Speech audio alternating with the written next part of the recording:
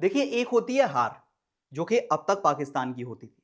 कभी 6 रन से हार गए, कभी 5 रन से हार गए या ज़्यादा से ज़्यादा 11 रन से हार गए। यूजुअली पाकिस्तान इंडिया के अगेंस्ट इसी तरह के मार्जिन से हारती थी।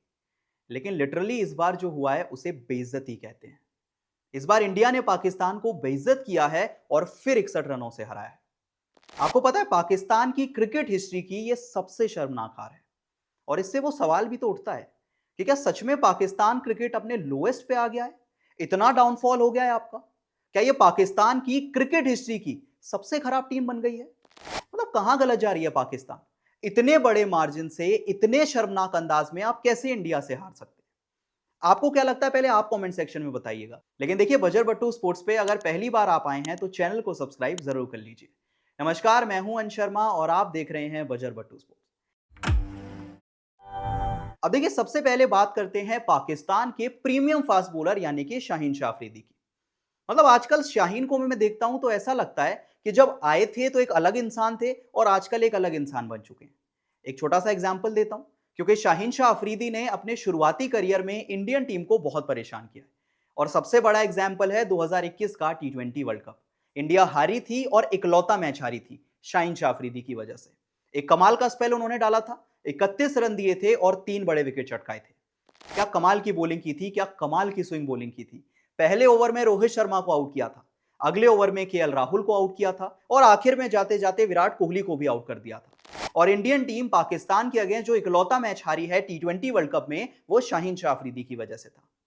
लेकिन वो शाहीन शाह अफरीदी और आज के शाहीन शाह अफरीदी में जमीन आसमान का फर्क आ गया है। आजकल तो बस एक मीडियोकर बॉलर वो नजर आते हैं। मतलब ना तो उन्हें स्विंग मिलता है, ना तो उनके पास लाइन लेंथ है। मतलब कुछ भी नहीं कर पाते हैं यार वो मैच में। आप देखिए, ईशान किशन ने शाहीन शाह अफरीदी की कितनी पिटाई की इस मैच में। पहले छक्का लगाया, फिर चौका लगाया, फिर एक चौका तिलक वर्मा ने भी लगा दिया और 15 रन इस ओवर से आ गए। ये बात याद रखते हुए कि पिछले ही ओवर में आगा सलमान ने कमाल का एक ओवर डाला था, अभिषेक शर्मा को आउट कर दिया था।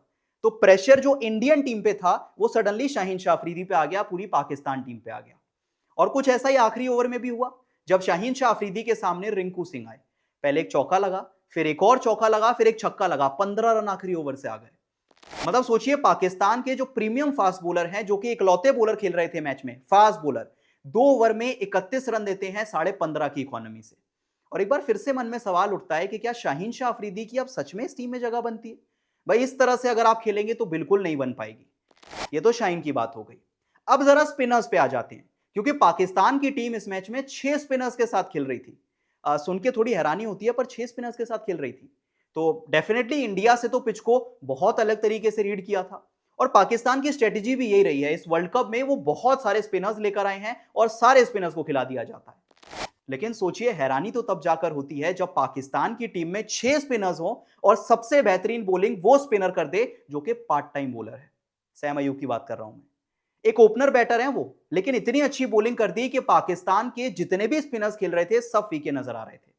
सैम अयूब, क्या कमाल की बॉलिंग उन्होंने की। 25 रन दिए, 3 विकेट चटकाए, 6.5 के इकोनॉमी से। और वो रेगुलर स्पिनर नहीं है, वो एक ओपनिंग बैटर है, कर देते हैं थोड़ी बहुत स्पिन। जो रेगुलर स्पिनर हैं, शादाब खान, एक ओवर में 17 रन देते हैं। अबरार अहमद 3 ओवर में 38 रन दे देते हैं, स्पेल ही पूरा नहीं कराया गया। ये नंबर 1 स्पिनर है पाकिस्तान के। और आप सोचिए, इंडिया और पाकिस्तान ने कितनी अलग अलग तरह से बॉलिंग की। भाई, पाकिस्तान को लगा कि यहां पे तो सिर्फ स्पिनर्स काम आएंगे, 6 स्पिनर्स को खिला दिया। लेकिन दूसरी तरफ अगर आप इंडिया को देखेंगे तो जो मैच पलटा था वो फास्ट बॉलर्स ने। 2 विकेट जसप्रीत बुमराह ने, एक हार्दिक पांड्या ने, और पाकिस्तान के 13 पे 3 हो गए थे। पूरा कंट्रीब्यूशन फास्ट बॉलर से आया था। तो पता नहीं आपने क्या पिच को रीड किया, 6 स्पिनर्स खिलाए, सबसे अच्छी बॉलिंग सैम अयूब ने की और फिर भी आप इतनी बुरी तरह हार गए। एकदम ब्रेनलेस बैटिंग करके दिखाई।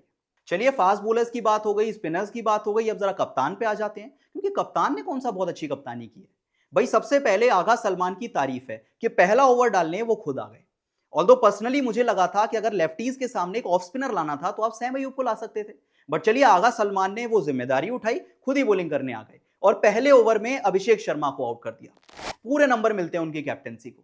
लेकिन भाई साहब, फिर कहां चले गए आप? दोबारा क्यों नहीं आए बॉलिंग करने? पहले आपने पहला ओवर डाला, फिर दूसरा ओवर डाला, फिर पूरे मैच में ओवर नहीं डाला। मतलब ईशान किशन से इतने ज्यादा घबरा गए, इतना डर लगने लगा कि ओवर ही करने नहीं आए। और आखिरी ओवर में शाहीन शाह अफरीदी से बॉलिंग कराना। मतलब 6 स्पिनर्स आपने खिलाए थे, सबके ओवर बचे हुए थे। भाई, अबरार अहमद का ओवर था, शादाब खान का ओवर था, आप उनसे करा सकते थे, पर आपने आखिरी ओवर दे दिया शाहीन शाह अफरीदी को और पूरा मोमेंटम वहां से चेंज हो गया।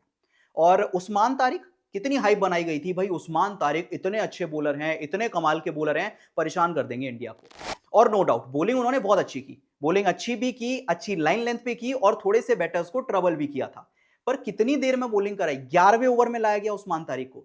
तो ये तो दिक्कत आगा सलमान की है ना, ये तो कैप्टनसी का फॉल्ट हुआ कि भाई जो आपकी टीम का सबसे अच्छा बॉलर था, जो मिस्ट्री बॉलर था, जिसके अराउंड पूरी हाइप बनाई गई थी, उसको बॉलिंग ही नहीं कराई गई, उसको 11वें ओवर में बॉलिंग पे लाया गया जबकि पूरा मैच खत्म हो गया था। तो आगा सलमान के कुछ फैसले ऐसे थे जिस पे सवाल उठेंगे। पहला ओवर अच्छा डाला, अभिषेक शर्मा को आउट किया, लेकिन उसके बाद ना तो खुद बॉलिंग करने आए, ना उस्मान तारिक को टाइम से लाए और शाहीन शाह अफरीदी को आखिरी ओवर देकर एक और बड़ी खुदकुशी कर ली। अब ये तो पाकिस्तान के बॉलर्स की बात हो गई, कैप्टेंसी की बात हो गई। अब जरा बैटिंग पे आ जाते हैं, क्योंकि भाई पाकिस्तान के बैटर्स इतने ईगो में थे, इतने ईगो में थे कि भूल ही गए कि हमें मैच जीतना भी है। सिर्फ डॉक्यूमेंट्रीज नहीं बनवानी, ईगो सेटिस्फाई नहीं करना, हमें जीतना भी है मैच, सब भूल ही गए। मतलब लिटरली ऐसा लग रहा था कि जसप्रीत बुमराह को सब बड़े शॉट मारना चाहते हैं। सैम अयूब से लेकर आगा सलमान सब साबित करना चाहते हैं कि हम बुमराह को खेल सकते हैं, हमें कोई फर्क नहीं पड़ता बुमराह से, हम छक्के लगाएंगे बुमराह को। और इसी वजह से बुमराह को दिखाने के चक्कर में खुद की टीम 13 पे 3 हो जाती है। सोचिए साहिबजादा फरहान, डॉक्यूमेंट्री बनाई थी, इतना अच्छा खेले थे बुमराह को, चौके छक्के लगाए थे, डोमिनेट किया था, डॉक्यूमेंट्री बनवा दी थी। इस बार पहुंचे ही नहीं बुमराह की बॉलिंग तक। पहले ओवर में हार्दिक पांड्या आते हैं, एक खराब शॉट, मतलब कोई भी बैटर होता तो आउट नहीं होता उस बॉल पे, साहिबजादा फरहान आउट हो गए। वो तो पहले ही ओवर में आउट हो गए, बुमराह तक पहुंच ही नहीं पाए। फिर सैम अयूब आते हैं, पहली बॉल पे बड़ा शॉट खेलने जाते हैं, चलिए एक छक्का आपको मिल गया, पर जसप्रीत बुमराह सामने है भाई साहब, दुनिया के बड़े बड़े बैटर्स उनसे डरते हैं, आप आगे निकलकर छक्का कैसे मार सकते हैं। इवेंचुअली वो भी आउट हो गए, पैर पे आके लग गई बॉल। आगा सलमान आते हैं, वो भी बड़ा शॉट खेलना चाहते हैं, मतलब सब ईगो सेटिस्फाई कर रहे थे। सबको ये था कि हमें जसप्रीत बुमराह को दिखाना है कि हम बहुत अच्छे से खेल सकते हैं और बड़े शॉट खेल सकते हैं। आगा भी आउट हो गए, साहिबजादा भी आउट हो गए, सैम अयूब भी आउट हो गए। बस ईगो सेटिस्फाई करने के चक्कर में, डॉक्यूमेंट्रीज बनाने के चक्कर में पूरी टीम का सत्यानाश हो गया। अब चलिए मैं कहता हूं कि समझ आता है, सैम अयूब का भी समझ आता है, फरहान का भी समझ आता है, आगा सलमान का भी समझ आता है, बाबर आजम क्या कर रहे थे। भाई लिटरली ऐसा लग रहा था कि आज बाबर आजम का दिन है और जिस तरह से वो बैटिंग करते हैं वो आज काम आने वाली है। धीमे खेलते हैं, स्ट्राइक रोटेट करते हैं, सिंगल डबल्स लेते हैं, वैसे ही आपको खेलना था। लेकिन इस मैच में बाबर आजम को पता नहीं क्या मन में आया, पहली बॉल से बड़े शॉट खेलने चले गए। मतलब फैंस भी हैरान है कि बाबर भाई आप क्या करना चाह रहे हो यार।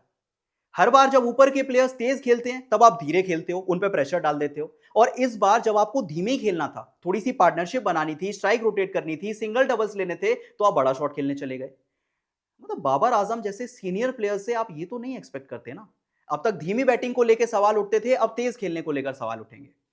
आई थिंक अब हाई टाइम आ गया है, बाबर आजम को खुद समझना चाहिए कि जब टीम आपको मजबूर कर दे बाहर करने पे, आपको धक्के मार के निकाल दिया जाए, उससे पहले आप खुद समझदार बनिए और खुद ही टीम का साथ छोड़ दीजिए, थोड़ी सी इज्जत बच जाएगी आपकी। अब देखिए पाकिस्तान की टीम हारती तो हमेशा है, कोई नई बात नहीं है उनके लिए, लेकिन इस बार जो हार हुई है, इतनी शर्मनाक हार हुई है, इतनी शर्मनाक हार हुई है कि इतिहास में हमेशा ये हार याद रखी जाएगी। और मैं तो कह रहा हूं कि पाकिस्तान की टीम अच्छा ही कर रही थी, मैच बॉयकॉट ही कर देती, इतनी बेइज्जती तो नहीं होती। आपके बैटर्स की, आपके बॉलर्स की, बाबर आजम की, कैप्टन की इतनी शर्मिंदा होने से तो आप कम से कम बच जाते, बॉयकॉट ही कर देते। एक पल को मन में खुशी होती कि चलिए इंडिया के अगेंस्ट हमने मैच ही बॉयकॉट कर दिया, क्या पता खेलते तो जीत जाते, पर आप वो भी आपके पास ऑप्शन नहीं है। इतना खराब क्रिकेट, इतना खराब क्रिकेट पाकिस्तान की किसी भी टीम ने आखिरी बार कब खेला था मुझे याद नहीं आता है। तो चलिए आखिर में आप ही बताइए कि क्या पाकिस्तान क्रिकेट का सबसे लोएस्ट पॉइंट अब आ गया फाइनली, और क्या पाकिस्तान की क्रिकेट हिस्ट्री की ये सबसे खराब टीम है और ये सबसे शर्मनाक हार है। आपको क्या लगता है मुझे कमेंट सेक्शन में जरूर बताएं, और वीडियो पसंद आई तो वीडियो को लाइक और शेयर जरूर करें।